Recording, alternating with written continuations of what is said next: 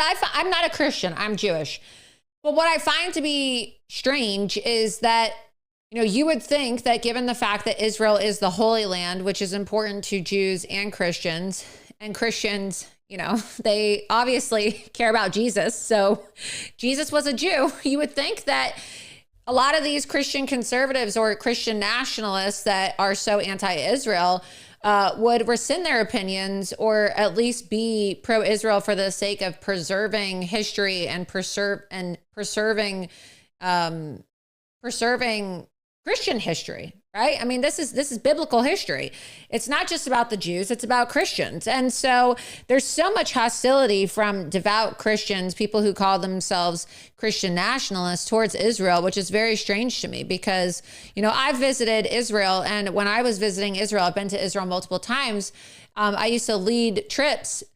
And the trips that I would lead were for Christian Zionists. There were more Christians on tours visiting Israel when I would go to Israel than there were Jewish tours. So, of course, I went on Birthright, and, there's always a ton of Jews that visit Israel and they go on Jewish groups, whether it's with, their Jewish schools or with college or with Birthright, like I was on my Birthright trip.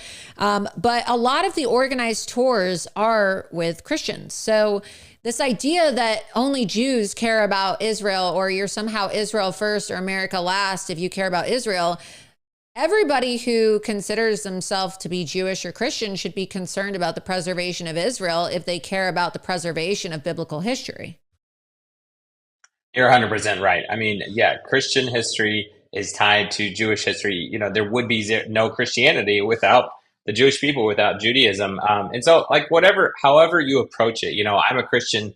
I believe that God gave a covenant and a promise to Abraham, and that covenant is still with the nation of Israel and the Jewish people today.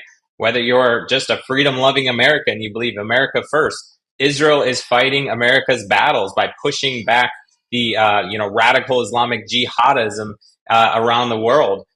Whether you just want to you believe in Judeo-Christian values, our faith and our culture and our lives are intrinsically connected between Christianity, the Jewish people, the nation of Israel, and the United States of America. And I think that's something we need to remember, and we need to wake up, because I think just like you've been talking about, the threat in America is very real today.